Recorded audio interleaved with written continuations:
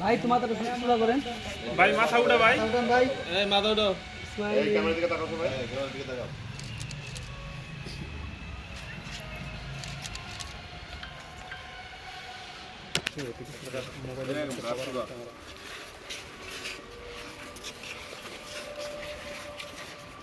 দরকার নেই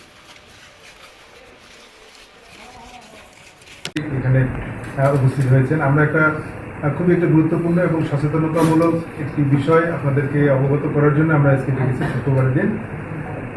আপনারা অতি সম্প্রতি একটা খবর সব নিউজে আপনারা প্রকাশ করেছেন যে গত 8 তারিখে সকালে আপনারাও কম বেশি সবাই সংবাদ পেয়েছেন যে গজারিয়া থানাধীন আনারপুর এলাকায় কিছু রুগ্ন এবং অসুস্থ ঘোড়া জবাই করা হয়েছে, এরকম একটা সংবাদ আমরা 8 তারিখ সকালবেলা পাই এবং এই তথ্যের ভিত্তিতে গজারিয়া থানা তৎক্ষণাৎ তার টিম নিয়ে সেখানে আনারপুরের একটা জঙ্গলে একটা পরিত্যক্ত বাড়িতে হাজির হয়ে আমরা কিছু পশু জবাইকৃত মাংস উদ্ধার করি। এগুলো মূলত ঘোড়ার মাংস।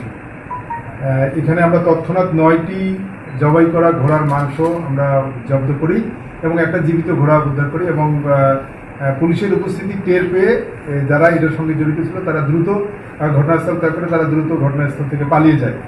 এটার পরিপ্রেক্ষিতে আমরা অনুসন্ধানে নামি এবং আমাদের যে অতিরিক্ত police super crime and ops জনাব ফিরোজ কবিরের নেতৃত্বে আমাদের সার্কেল অতিরিক্ত পুলিশ সুপার বিল্লাল হোসেন এবং গদারিয়া থানার ওসি ডিবির ওসি সবার সম্মিলিত প্রচেষ্টায় এবং এসআই পলাশকান্তি রায় এবং এসআই ফিরোজ কবির এবং এসআই ইয়াকুব হোসেন এদের সম্মিলিত একটি চৌকস টিম আমরা তদন্তে নামি যে কারা কারা এই বিষয়টার সঙ্গে জড়িত, কারা কারা এই রুগ্ন এবং অসুস্থ বয়স্ক ঘোড়াকে জবাই করে গরুর মাংস হিসেবে বিভিন্ন জায়গায় সরবরাহ করছে।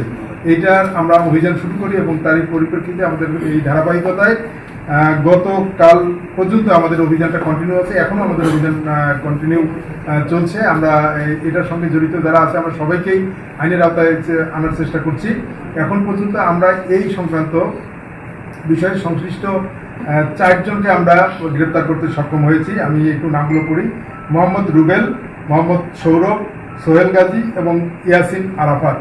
এদের মধ্যে মোহাম্মদ রুবেল ইনি পেশায় একজন কসাই, গরুর মাংস বিক্রি করেন, কিন্তু এরা দীর্ঘদিন থেকে ইনি বিভিন্ন জায়গায় বাংলাদেশের বিভিন্ন দুর্গম এরিয়ায় গিয়ে এই রুগ্ন এবং বয়স্ক ঘোড়া জবাই করে দেশের বিভিন্ন জায়গায় গরুর মাংস হিসাবে এরা বিক্রি করে আসছে।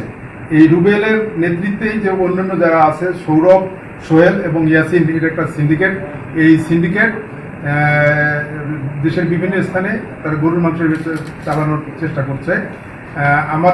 আমরা আপনাদের সামনে উপস্থিত হয়েছি এই কারণেই যে এই বিষয়টি একটা গুরুত্বপূর্ণ বিষয় এবং একটা সচেতনতামূলক একটা বিষয় যে বাংলাদেশে গরুর মাংস হিসেবে অনেক জায়গায় কিন্তু ঘোড়ার মাংস বিক্রি হচ্ছে এবং সেই ঘোড়াগুলো খুবই রুগ্ন এবং অসুস্থ এবং বয়স্ক ঘোড়া এবং এই জবাইকৃত 9টি ঘোড়ার মধ্যে একটা ঘোড়ার পেটে বাচ্চা পাওয়া গেছে।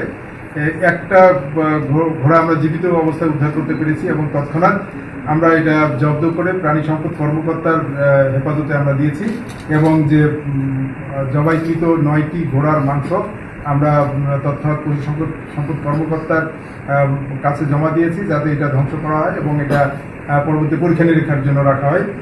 এইটার জন্য এইটা আপনাদের কাছে বলার উদ্দেশ্য যে এটার এই ঘটনাটি এই যে রুবেলের যে প্রধান যে এই এখন পর্যন্ত আমরা যে 4 জন কাকে ধরেছি, এই রুবেলের কাছে আমরা জিজ্ঞাসাবাদে যেটা আমরা জেনেছি যে এই ঘটনাটি শুধুমাত্র এই 8 তারিখে যে গজারিয়ায় ঘটেছে এরকম না।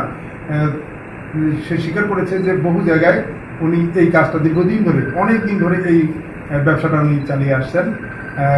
কখনো কখনো যমুনার দুর্গম চরে, কখনো এবং এই যে গজারিয়ার যে আনারপুরা, এখানে কিন্তু এর আগেও একাধিকবার কিন্তু এসে উনি ঘোড়া জবাই করে মাংস বিভিন্ন জায়গায় সরবরাহ করেছে। আপনাদের একটু জানিয়ে রাখি যে এটা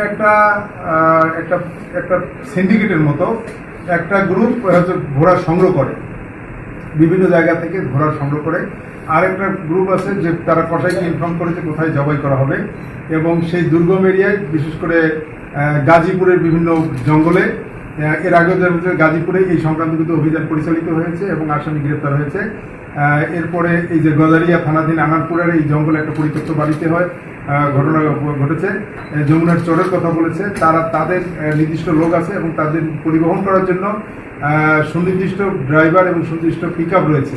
এই মাংসগুলো, এই পশুগুলো জবাই করার পরে তারা সেগুলো প্রসেস করে সব বিভিন্ন শহরে বিভিন্ন জায়গায় তারা সরবরাহ করে থাকে দীর্ঘদিন ধরে।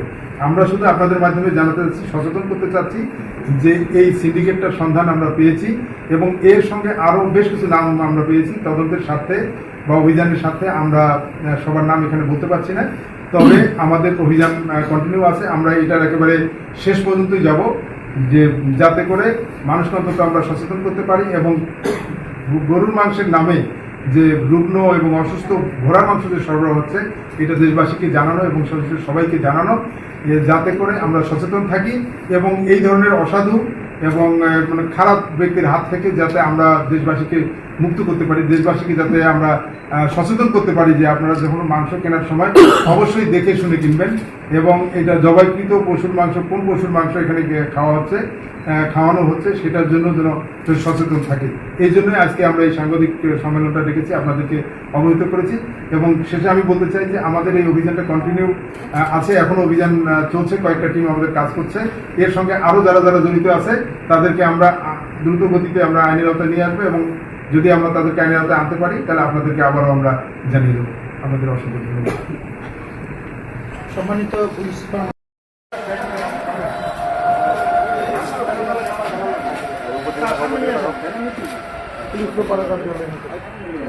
যেতেছি ভাইটা নিয়ে যেতেছি।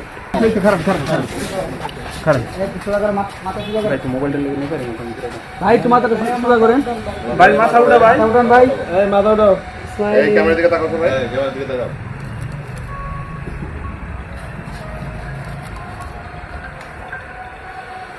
আমরা ঘোড়ার মাংস খাইছি, ঘোড়ার মতো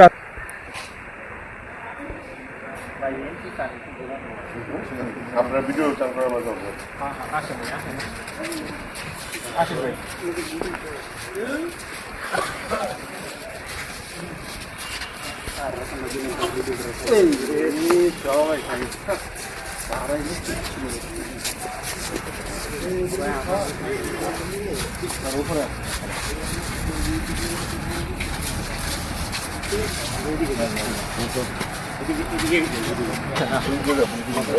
বড় ভাই এদিকে লাইটটা এইদিকে ঘুরান একটু ভাই। আসেন এইদিকে আসেন ভাই, এদিকে আসেন আস্তে আস্তে আসেন। ক্যামেরার দিকে তাকাও।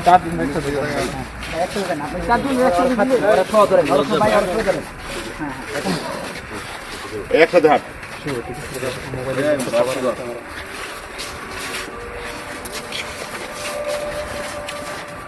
দরকার নেই।